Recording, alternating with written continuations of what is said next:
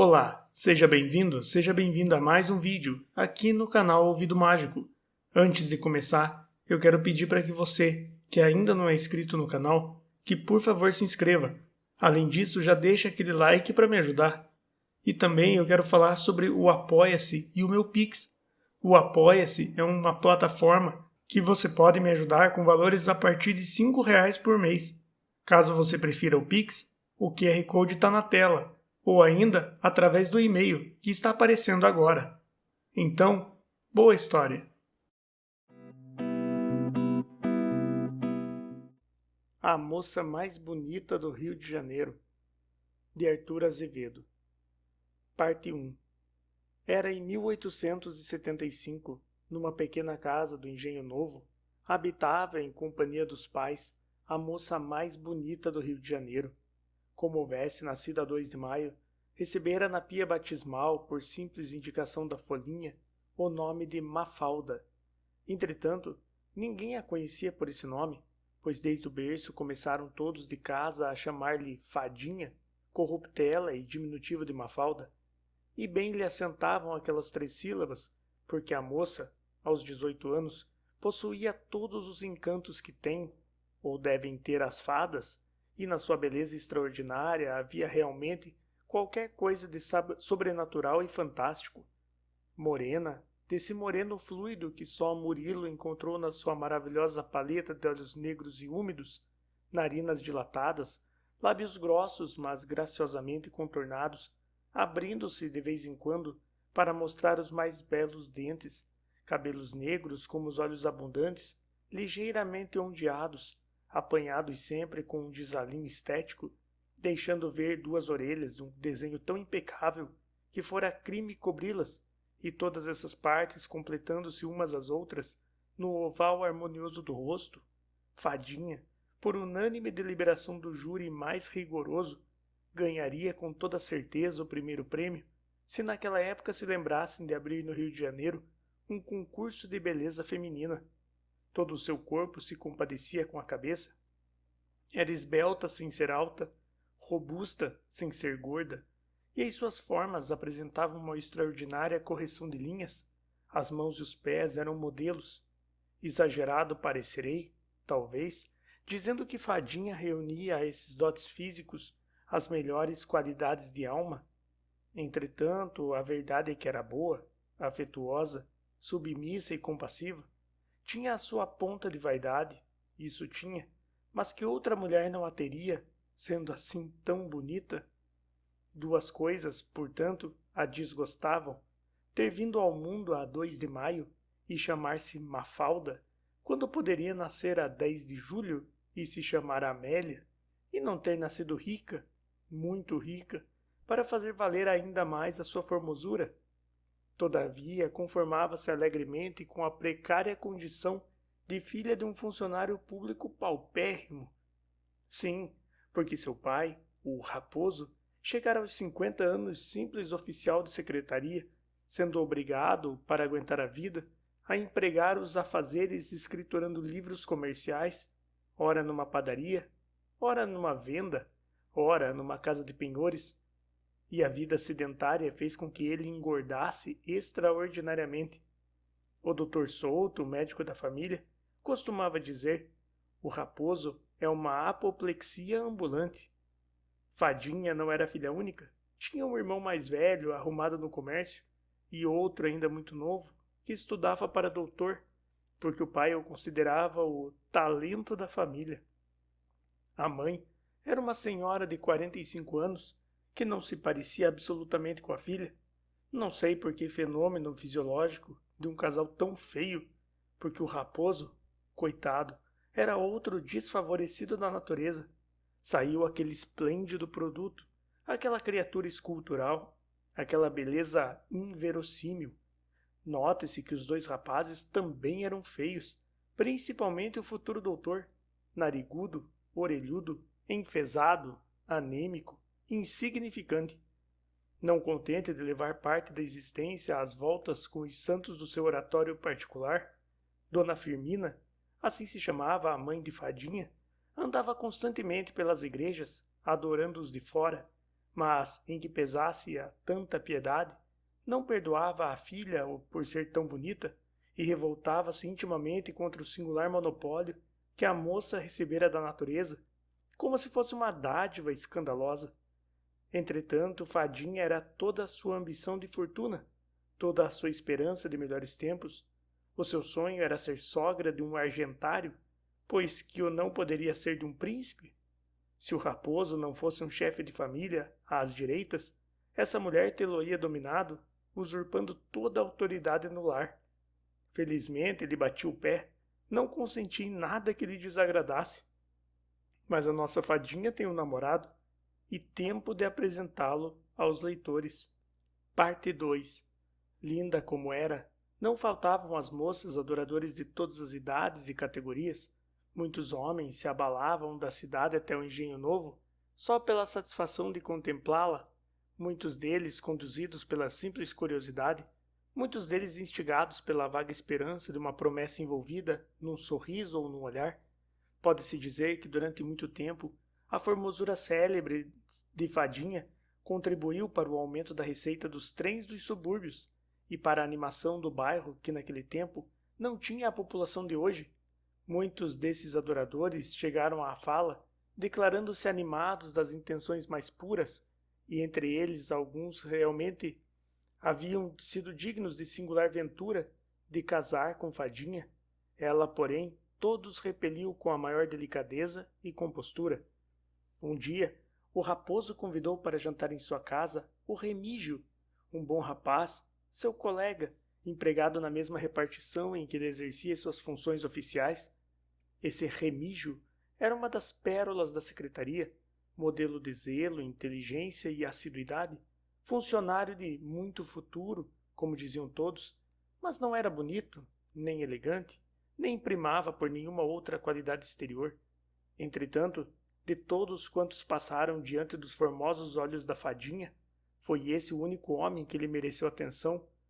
Negociantes acreditados e dinheirosos, funcionários bem colocados, advogados, médicos, oficiais do exército e da armada, etc., tiveram todos que ceder lugar no coração de Fadinha a esse amanuense pálido, desajeitado, mal vestido, que apenas ganhava 166.000 réis mensais.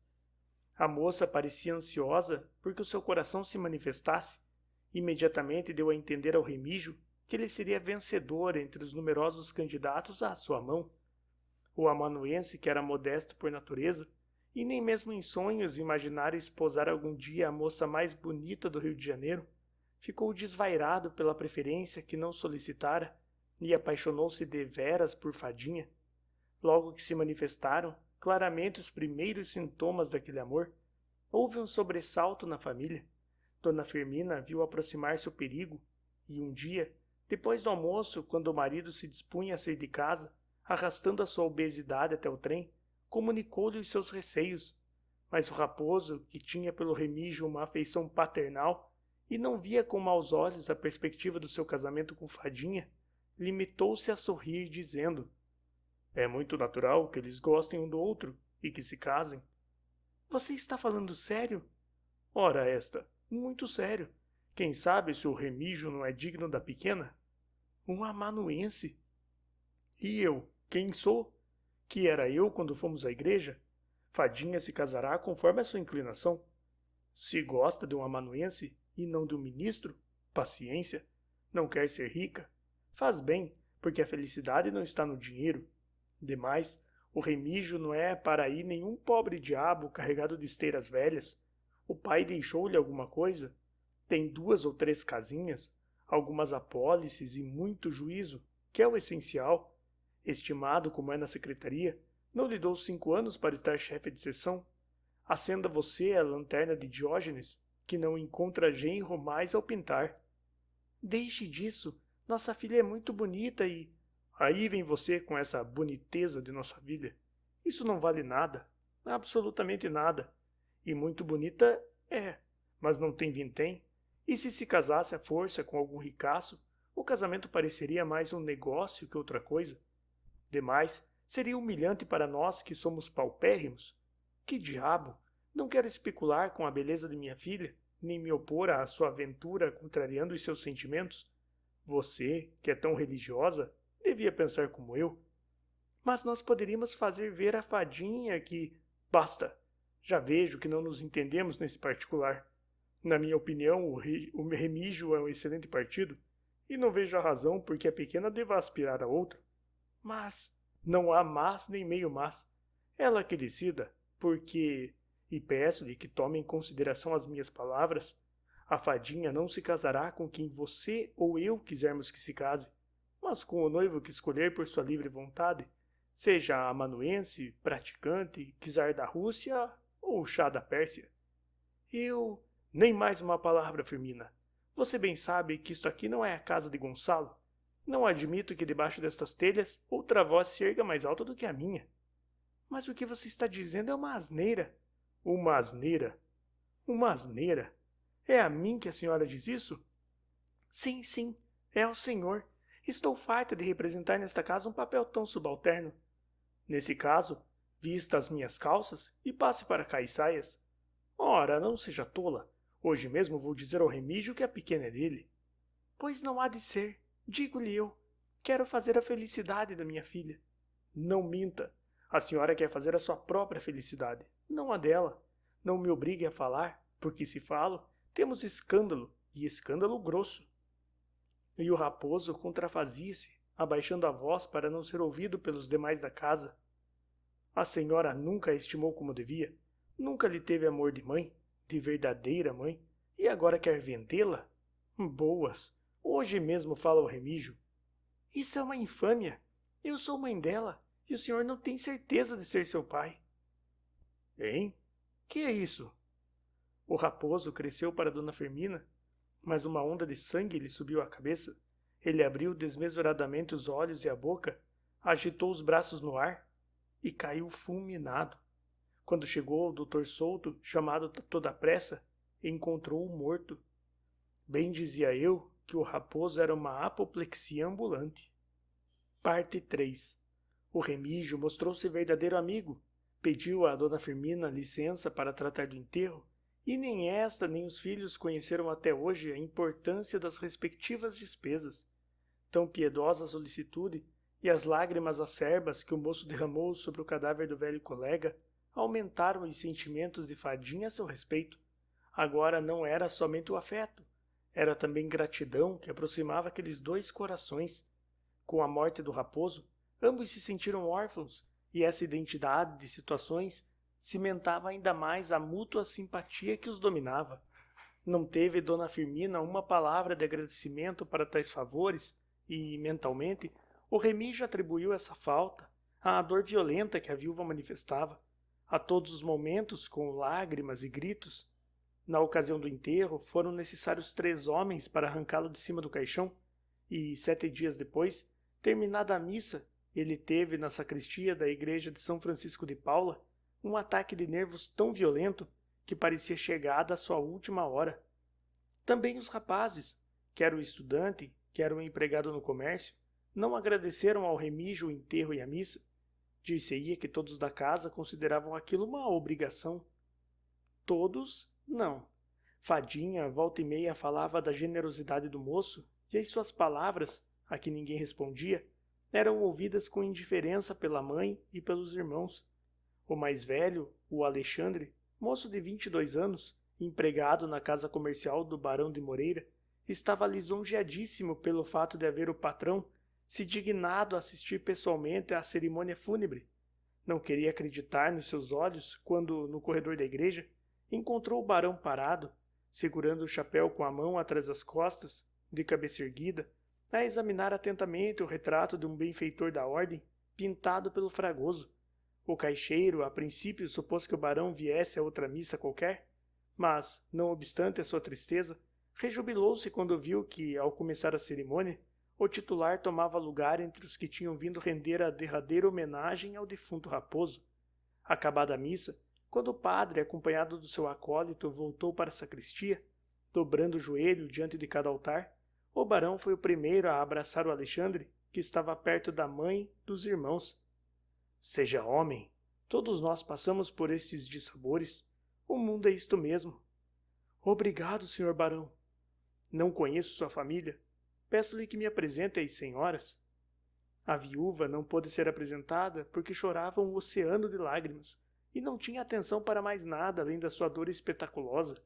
Mas o barão, pasmado diante da beleza de Fadinha, deu-lhe um longo aperto de mão, dizendo-lhe: Minha senhora, seu irmão é empregado de nossa casa e eu sou muito amigo de quantos me servem bem. Peço-lhe que diga à senhora sua mãe que o barão de Moreira está à sua disposição para tudo em que ela o queira ocupar, seja o que for. Muito obrigada, senhor barão.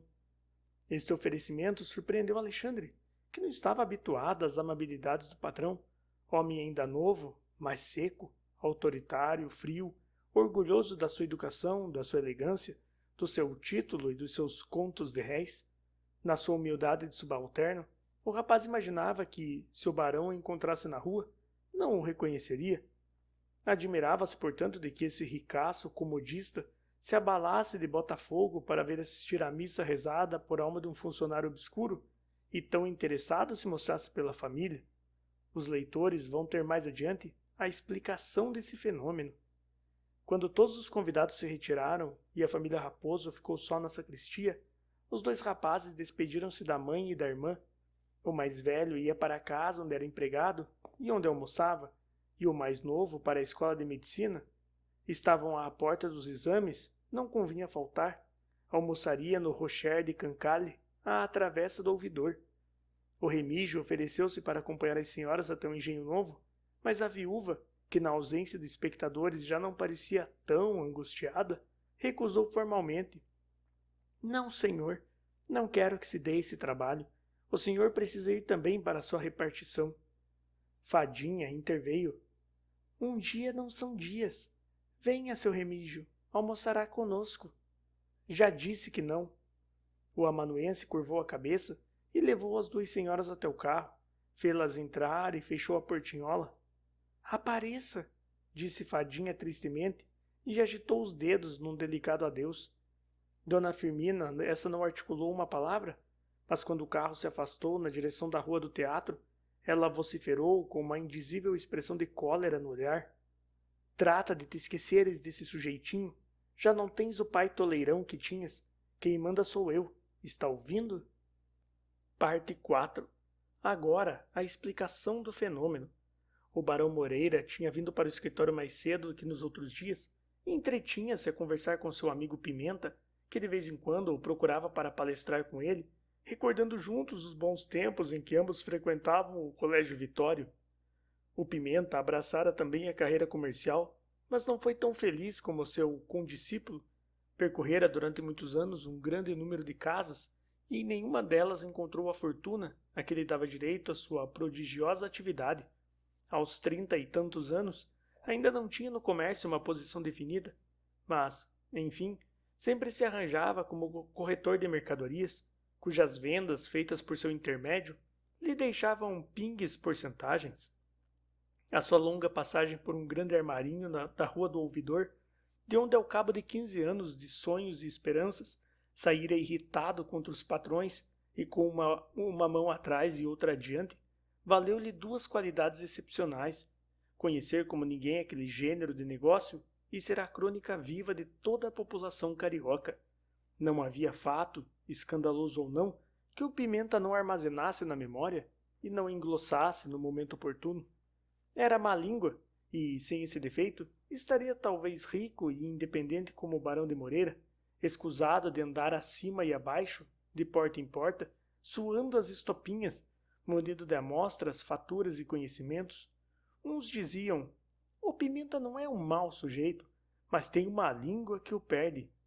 E outros: é muito vivo, muito esperto, mas não há maior caipora. Entretanto, como se conservava solteiro e não tinha obrigações de família, o Pimenta suportava de cara alegre o seu caiporismo, ganhando o preciso para viver sem ser pesado aos amigos. Naquele dia ele aparecera, como já dissemos, no escritório do barão de Moreira, para dar 2 dedos de palestra ao amigo de infância e talvez pagar-lhe almoço. Conversavam ambos quando o Alexandre entrou no escritório para participar ao barão ter recebido naquele instante a notícia de que seu pai falecera repentinamente e pedir-lhe alguns dias de dispensa.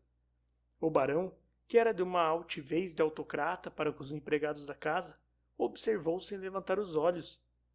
Isso é com o Sr. Mota? Já lhe falou? O Sr. Mota não está. Pois, pode ir.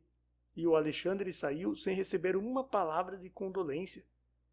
Conheces esse teu empregado? Perguntou Pimenta ao barão.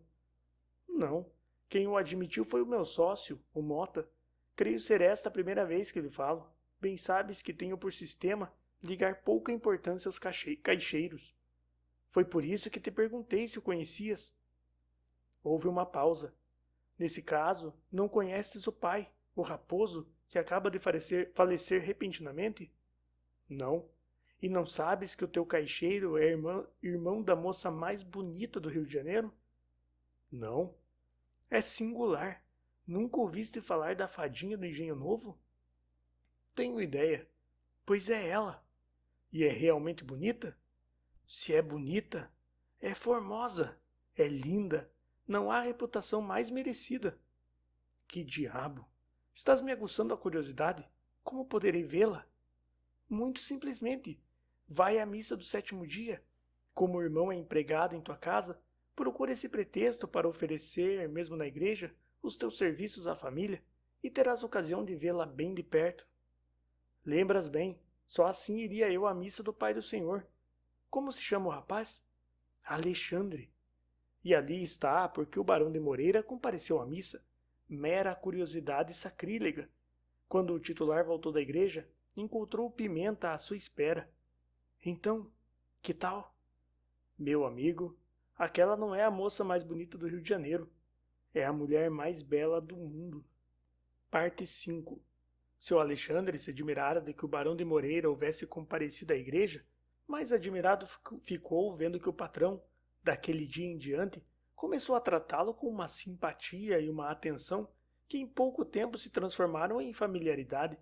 Chamava-o para auxiliar em todos os trabalhos do escritório, confiava-lhe serviços de responsabilidade, incumbia-o de receber grandes somas ou levá-las ao banco, e um dia, estando o moço a passar uma carta a limpo, carta confidencial, de muita importância, o patrão ofereceu-lhe um dos seus magníficos havanos, dizendo-lhe: Fume, Alexandre.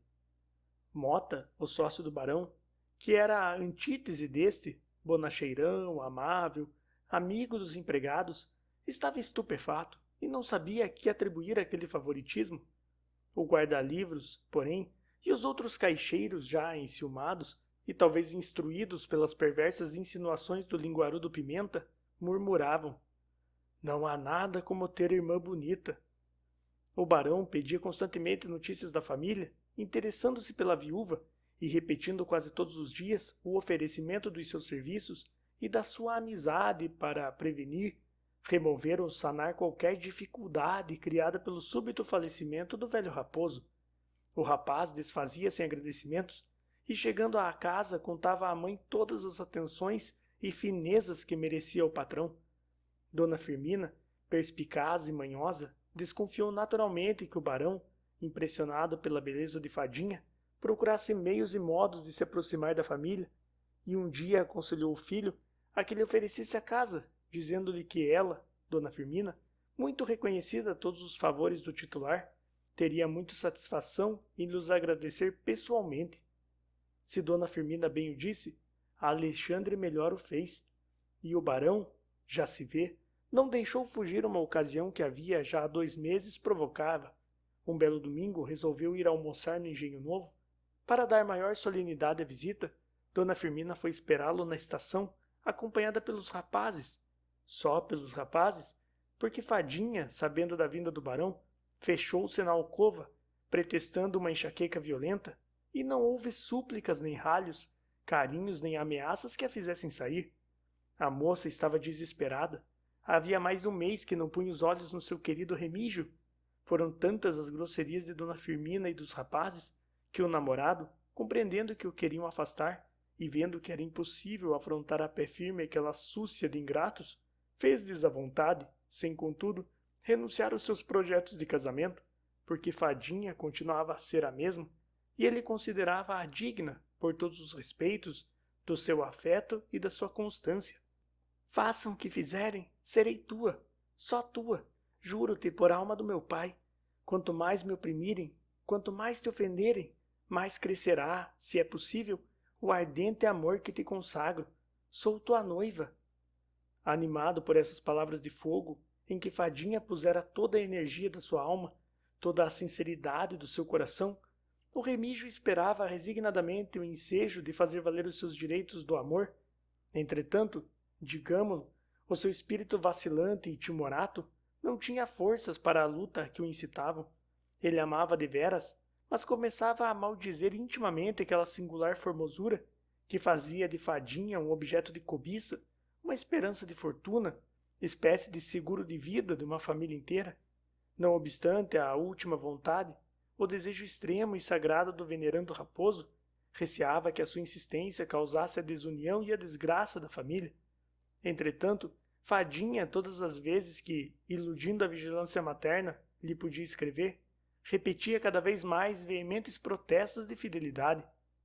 Mas voltemos ao Barão de Moreira, que, na estação do Engenho Novo, com o seu terno de flanela clara, o seu chapéu de palha branca, a sua gravata policroma, o seu alfinete de brilhantes e a rosa enorme que trazia ao peito, contrastava com o aspecto daquela matrona e daqueles dois rapazes vestidos de luto fechado, em que eram pretos até mesmo os punhos e os colarinhos.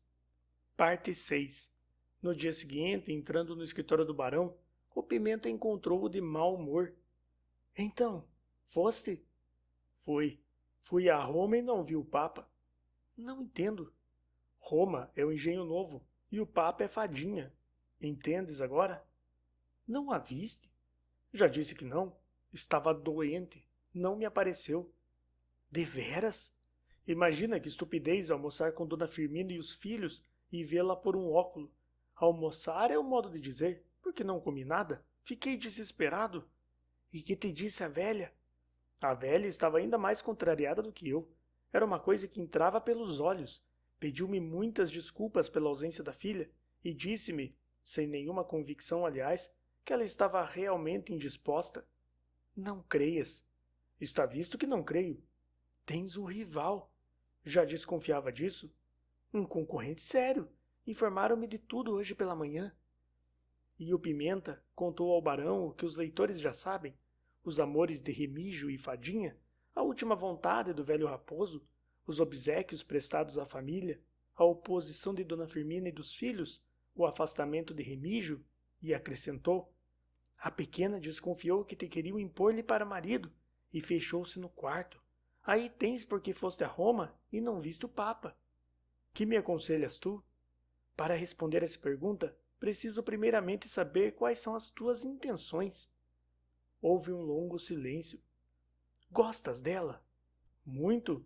Já gostava, e depois do maldito almoço, fiquei gostando ainda mais. Estás disposto a ser seu marido? Houve outro silêncio, ainda mais longo que o primeiro.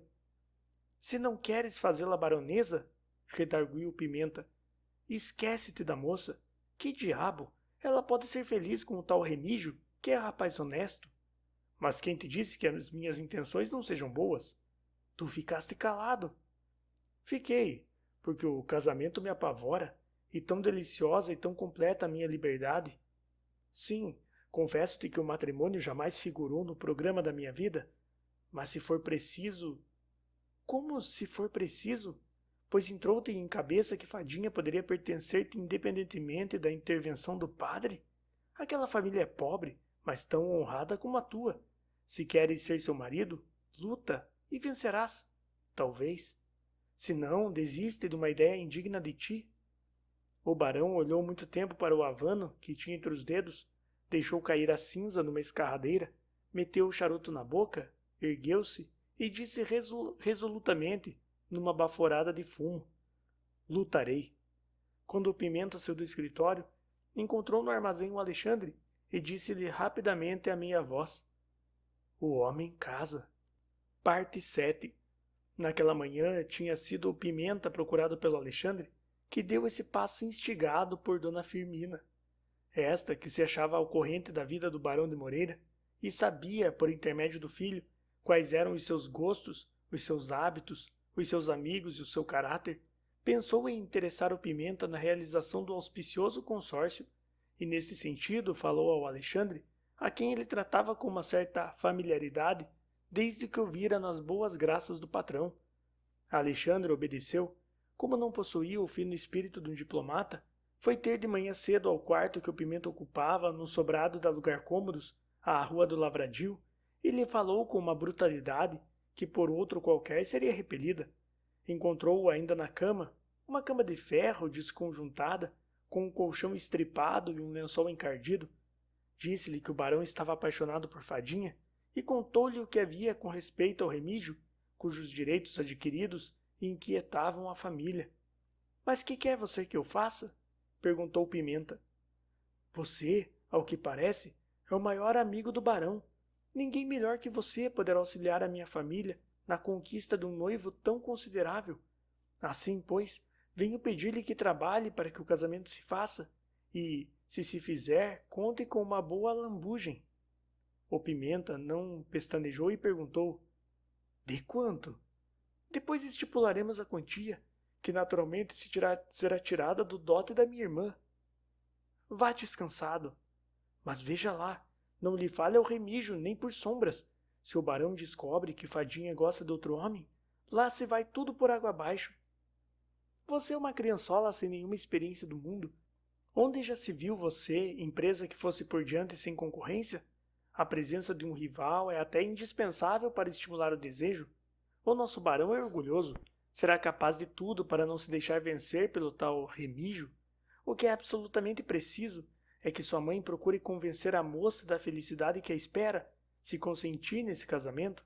É indispensável, entretanto, convencê-la com bons modos, com meiguice, com beijos, com lágrimas, se preciso for. Empregando a rispidez e a gritaria, não se consegue nada, e pode-se até fazer com que ela bata a linda plumagem. Recomende, pois, à sua mãe toda a cordura. Diga-lhe que não é com vinagre que se apanham moscas. Hoje mesmo falo ao barão. Verei a disposição de espírito em que ele se acha depois do almoço de ontem. Almoço que deveria ter sido ensaiado como se ensaia uma peça de teatro.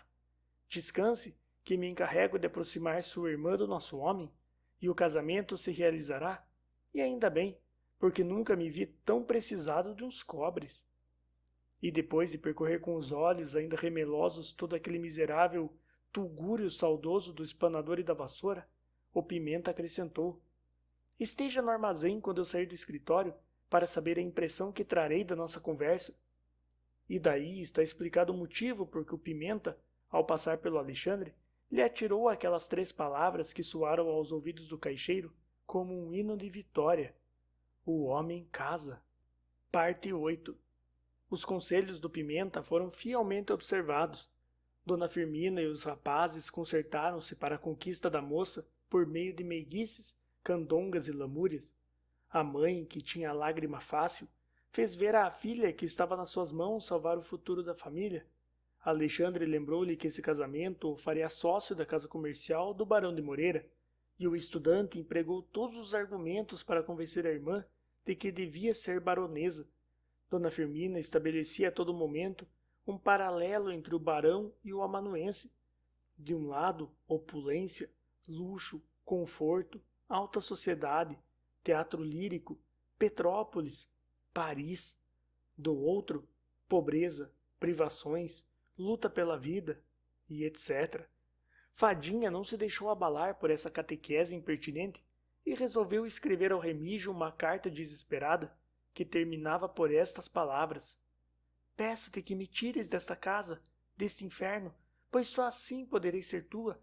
Sairei daqui no momento em que o entendas e ficarei em casa de alguma família do teu conhecimento, até que se efetue a nossa união. Não te demores em satisfazer ao meu pedido, porque já vou perdendo as forças com que tenho resistido até hoje. Não quero ser de outro homem que não sejas tu, porque te amo e desejo ardentemente cumprir a vontade de meu pobre pai.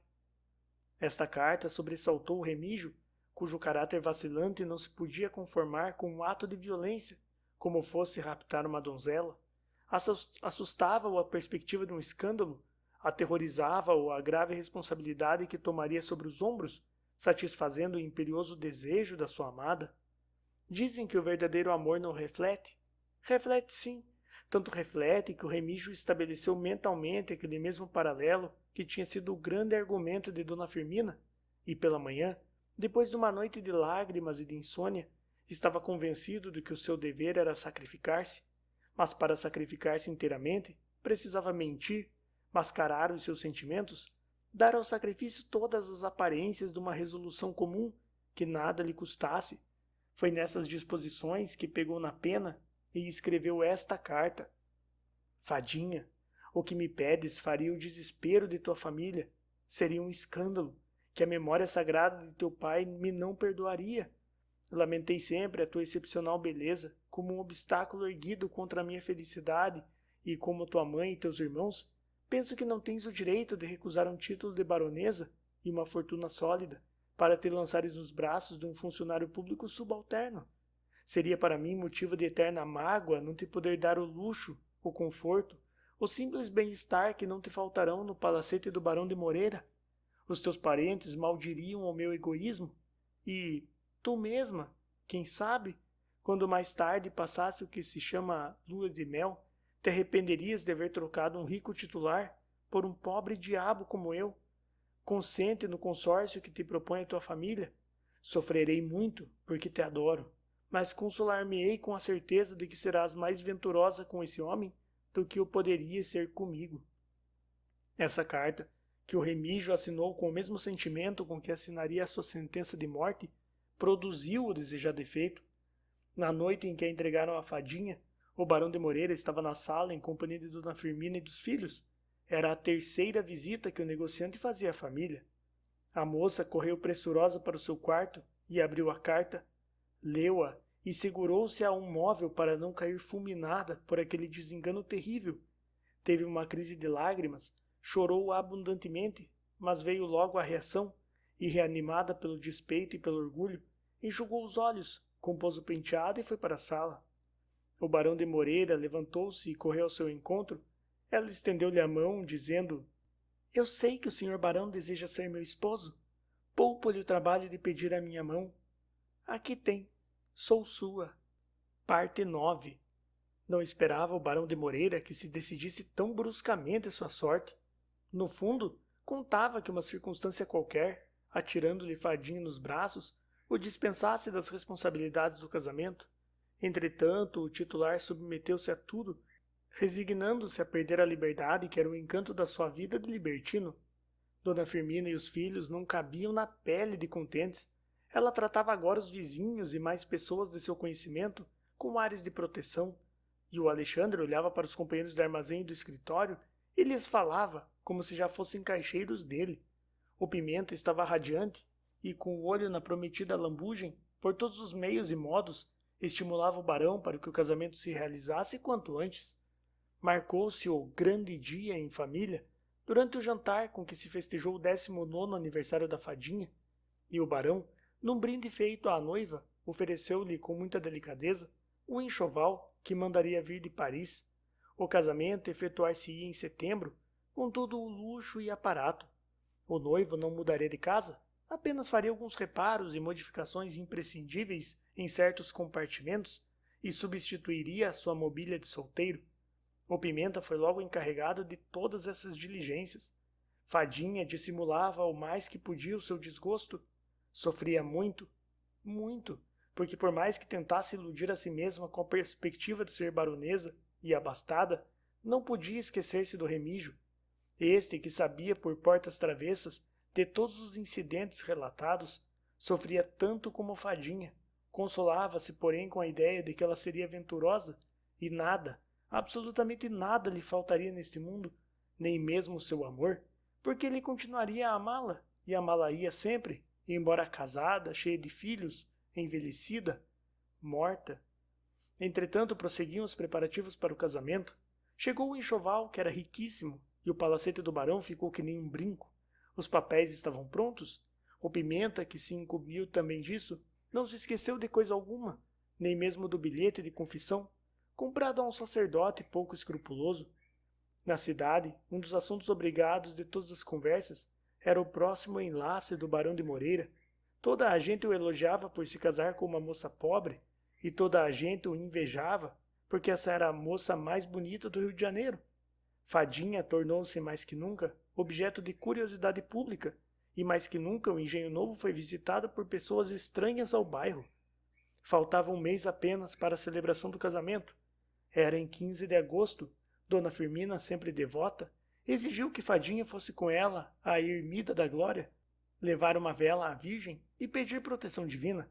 A moça aqueceu e lá foram mãe e filha. A noite era quente e no Largo da Glória, no outeiro e na ermida, a multidão compacta.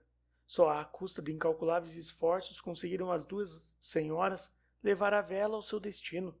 Dentro da ermida, Fadinha sentiu-se mal, respirando com dificuldade, queixando-se de dores de cabeça. Não é nada, vamos para casa que isso passa. Meteram-se num carro. Quando chegaram ao Engenho Novo, Fadinha ardia em febre e foi imediatamente para a cama. Estavam presentes, esperando as senhoras, o Barão e o Pimenta, que se tornara íntimo da casa. Este foi logo chamar o médico. Depois que Fadinha se acomodou, o noivo pediu licença para vê-la e Dona Firmina introduziu-o no quarto. A moça tinha os olhos fechados e ofegava. O barão aproximou-se dela e, tomando-lhe uma das mãos ardentes, perguntou-lhe com meiguice: Então, que foi isso? Fadinha sorriu e murmurou: Remígio, meu remígio. Delirava.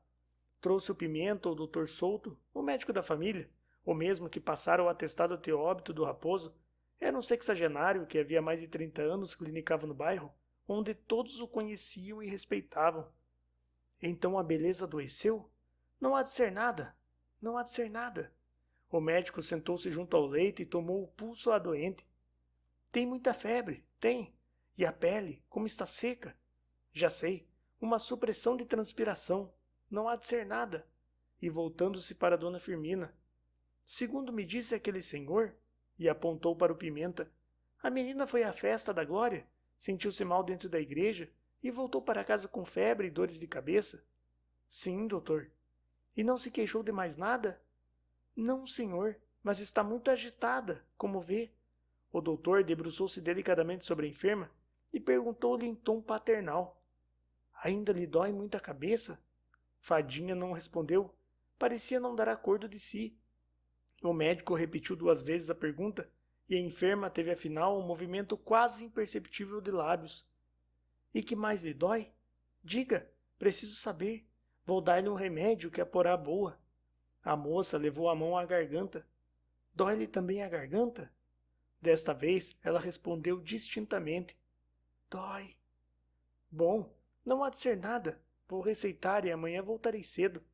E depois de prescrever um sudorífico e uma dose alta de quinino, o médico despediu-se dizendo: Convém deixá-la quieta, muito quieta. Não lhe falem, não façam o menor rumor neste quarto. Mas que tem minha filha, doutor? Por enquanto não posso diagnosticar, mas não há de ser nada. Não se assustem. Deixem-na transpirar. Transpirar bastante. Só lhe mudem a roupa quando estiver alagada. De 2 em 2 horas uma cápsula. Até amanhã. E se a febre aumentar? Não aumenta, mas se aumentar, previnam-me. Darei cá um pulo. Não há de ser nada. Até amanhã. Boa noite, doutor. E o médico saiu.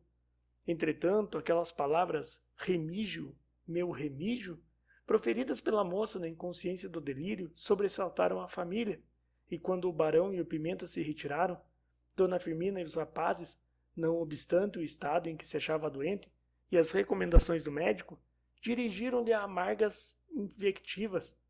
Filha ingrata, destruíste a nossa felicidade. Escabreaste o barão. Deitaste tudo a perder. Podes limpar a mão à parede. A doente, que parecia não ouvir tais recriminações, começou a gemer, como se sentisse muitas dores em todo o corpo. E assim passou a noite. Parte 10. Ao sair de casa de Dona Firmina, o Barão de Moreira e o Pimenta encaminharam-se para a estação e tomaram o trem de ferro, sem trocar palavra. Só alguns instantes depois de sentados, e quando o carro já estava em movimento, o noivo rompeu o silêncio. Ouviste, Pimenta? O quê? Remígio, meu remígio. Ora, que tem isso? Delírio da febre? Ela disse Remígio como poderia dizer Alfredo ou Bonifácio. E os dois amigos calaram-se de novo, até que o trem chegou à estação central. Ali separaram-se. O barão tomou um tílburi e o Pimenta, cortando em diagonal o campo de Santana, encaminhou-se para o miserável tugúrio da Rua do Lavradio, pensando na tremenda hipótese de, gorado o casamento, perder a cobiçada lambugem. Parte 11. Remígio, meu Remígio. Essas palavras, proferidas inconscientemente no delírio da febre, não saíam do espírito do barão de Moreira, ferido por um sentimento amargo, que não sabia bem se era o ciúme ou o amor próprio ofendido. Ele interrogava todos os escaninhos da alma e já supunha, transformado em verdadeiro amor, o frívolo capricho que o fizera noivo. Procurava iludir-se, buscava convencer-se de que o Remígio, meu Remígio, era uma frase insignificante, sem a menor importância, mas a triste verdade aparecia-lhe em toda a sua nudez, e o negociante rememorava a noite em que Fadinha, num assomo de despeito, produzido por circunstâncias misteriosas, cedendo, talvez, aos rogos dos parentes, lhe oferecera a mão de esposa, antes mesmo que ele a pedisse. Todavia, esta lembrança dolorosa, este azedume da alma, em vez de o afastar da ideia do casamento, mais o impelia para ela. O seu orgulho, o seu prazer, a sua vitória seria conquistar com o seu próprio merecimento a formosa mulher que ia ser sua e o não amava ainda. Seria disputá-la ao pobre amanuense indigno dela, exibi-la aos olhos da sociedade como um troféu glorioso, dar àquele belo quadro a moldura do ouro que lhe convinha. O mísero deitou-se, mas não pôde conciliar o sono. Duas coisas o agitavam: a doença de Fadinha, que se mostrava com um caráter inquietador, e aquela frase proferida pelos seus lábios em febre: Remígio, meu Remígio. Ela ia entregar-lhe um corpo vendido. O coração ficava com outro homem. Tinha agora uma profunda inveja do seu rival, e uma dor ainda mais profunda, causada pela injustiça da preferência da moça. O Remígio não era bonito, nem elegante, nem rico, nem talentoso, nem titular. Por que era o preferido? E sentia pelo amanuense uma espécie de ódio. Tinha ímpetos de sair para a rua àquela hora, procurá-lo, assassiná-lo, vingando-se daquela frase terrível: Remígio, meu Remígio. Seriam 3 horas da madrugada quando o barão finalmente adormeceu, mas logo um pesadelo horrível o despertou de novo. Fadinha apareceu-lhe mais formosa que nunca, nos braços de Remígio, lançando-lhe motejadores olhares, soltando gargalhadas irônicas. Remígio, que o barão não conhecia, tinha no sono a figura de um gigante espadaúdo e musculoso, contra o qual seria baldada qualquer violência. Entretanto, o noivo cresceu para ele, oferecendo-lhe combate. Remígio empurrou-o desdenhosamente com o pé, e vendo-o por terra, pisou-o como um elefante pisaria um cão. O desgraçado sentia-se esmagar por aquele peso. Nada lhe doía, mas faltava-lhe a respiração, e não podia mover-se, nem gritar. Despertou alagado em suor, opresso, aniquilado de vergonha pela humilhação que passara. Embora em sonho, dirigiu-se ao magnífico banheiro de mármore e tomou um banho frio. Depois, vestiu-se e saiu para a rua, errando ao acaso até que deu consigo na estação da estrada de ferro. Sentia-se agora tomado de um desejo súbito e imperioso de ver Fadinha e estreitá-la nos braços, dizendo-lhe: Amo-te, quero que seja minha, só minha, e exclusivamente minha. Quando chegou à casa da noiva, encontrou de pé a dona Firmina, que o recebeu surpresa e contente. Já não contava com ele. Então, passou muito mal a noite, queixando-se de muitas dores na garganta e nas cadeiras, muito agitada, muito nervosa. E a febre? Não diminuiu, mas também não aumentou. Daí a instantes entrava o médico. Então, doutor, perguntou dona Firmina depois que o velho clínico examinou a doente. Minha senhora, aquela febre tem todo o caráter de eruptiva. Eruptiva? Exclamou o barão. Sim, podem ser sarampos, mas também podem ser bexigas. Elas têm andado cá pelo bairro, mas não se aflijam. Talvez sejam benignas. Não há de ser nada. Parte 12. Não se enganava o doutor Souto. Era a varíola. Fadinha passou aquele dia angustiada, queixando-se de muitas dores, com o rosto enrubescido, tendo frequentes náuseas e vômitos, e na manhã seguinte o seu belo corpo estava inteiramente salpicado de pequeninos pontos vermelhos que se desenvolveram durante 4 dias, transformando-se em horríveis pústulas, cheias de um fluido amarelo, rodeadas por um círculo negro. A peregrina beleza da moça desapareceu sob uma crosta repugnante e fétida. Quando começou o período supurativo, a doente já estava abandonada por todos, menos por Dona Firmina, que se sacrificou, digamo-lo, não por piedade materna, mas para guardar as conveniências, fingindo sentimentos que não tinha. Os irmãos fugiram. Durante a moléstia de Fadinha, não houve notícias deles no Engenho Novo. O barão de Moreira, logo que soube, pelo Dr. Souto, da gravidade do caso, pois que se tratava efetivamente da pior espécie de varíola, a varíola negra, nunca mais lá foi. O Alexandre sentiu, pela maneira seca, porque o patrão começou de então em diante a tratá-lo, que o casamento estava desfeito, e com ele toda a fortuna sonhada pela família. Vencendo a tibieza de caráter, teve o caixeiro uma explicação com o ex-futuro cunhado, e este, em termos que não admitiam réplica, alegou brutalmente a visível paixão de Fadinha por outro homem. Vieram à abulha aquelas palavras fatais, Remígio, meu Remígio, pronunciadas no delírio da febre. A posição esquerda em que o desventurado ficou em casa do barão, onde perdera todas as simpatias e era apenas sustentado pela influência indireta da irmã, os sarcasmos, os risinhos mal disfarçados do pessoal do armazém e do escritório, deram com ele na rua, não obstante os generosos esforços que fez para evitá-lo o outro patrão, o Sr. Mota, alma compassiva e boa, cuja bandeira de misericórdia, debalde, tentou cobrir o ambicioso rapaz. O próprio Pimenta desviou o rosto a primeira vez que encontrou o Alexandre, depois que este saiu da casa do barão, e nunca mais lhe falou.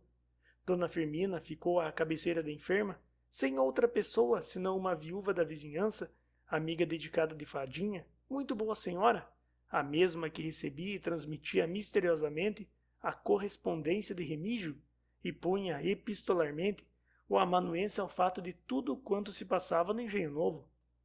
Quando essa amiga lhe mandou dizer que Fadinha estava com bexigas e o caso era grave, Remígio ficou aflito, sobressaltado, desesperado, quando ele soube que o barão de Moreira não visitava a noiva, que os rapazes não apareciam em casa da mãe, e esta, constrangida a não abandonar o seu posto, chegava a ponto de maldizer a filha, não pensou em mais nada, e aconselhado unicamente pelo seu amor, correu para junto da variolosa. Parte 13. O moço foi bem recebido por Dona Firmina, não porque despertasse no coração desta senhora nenhuma nuga de gratidão, mas porque ia auxiliá-la no penoso trabalho de assistir à enferma. Realmente, nunca houve enfermeiro tão dedicado nem tão vigilante. A moléstia conservou durante muitos dias, dias angustiosos e terríveis, um caráter de excessiva gravidade. Durante longo tempo, Fadinha, que estava com todo o corpo cruelmente invadido pela medonha erupção, teve a existência por um fio. O Dr. Souto desanimara-se completamente, e era por hábito, só por hábito, que repetia o fatigado estribilho. Não há de ser nada. Entretanto, os cuidados da ciência e a ciência dos cuidados triunfaram do mal, e Fadinha ficou boa, completamente boa, depois de ter estado suspensa entre a vida e a morte. Ficou boa, mas desfigurada. A moça mais bonita do Rio de Janeiro transformara-se num monstro. Aquele rosto entumecido e esburacado não conservara nada, absolutamente nada da beleza célebre da outrora. Ela, porém, consolou-se, vendo que o amor de Remígio, longe de enfraquecer, crescera fortificado pelo espetáculo do seu martírio. A mãe, conquanto insensível às boas ações, não pôde disfarçar a admiração e o prazer que o moço lhe causou no dia em que lhe pediu a filha em casamento, dizendo: só havia um obstáculo à minha felicidade, era a formosura de Fadinha. Agora que seu obstáculo desapareceu, espero que a senhora não se oponha a um enlace que era o desejo do seu marido. Realizou-se o casamento. Dona Firmina, desprovida sempre de todo o senso moral, entendeu que devia ser aproveitado o rico enxoval oferecido pelo primeiro noivo. Remígio, porém, teve o cuidado de fazer com que o restituíssem ao barão. A cerimônia efetuou-se com toda a simplicidade, na matriz do Engenho Novo. Um ano depois do casamento, Fadinha estava outra vez bonita, não da boniteza irradiante e espetaculosa de outrora, mas, enfim, com um semblante agradável, ou quanto bastava para regá-lo dos olhos enamorados do esposo. Remígio dizia sinceramente, quem sabe, que a achava assim mais simpática, e os sinais das bexigas lhe davam até um não sei quê que lhe faltava dantes. Não é bela que me inquiete, nem feia que me repugne, e o que fosse, quem o feio ama, bonito lhe parece. Era assim que eu a desejava. O caso é que ambos foram muito felizes. Ainda vivem.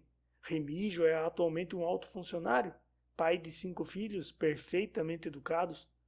O Alexandre, que teve sempre a proteção do cunhado, foi ao Amazonas procurar fortuna e lá ficou.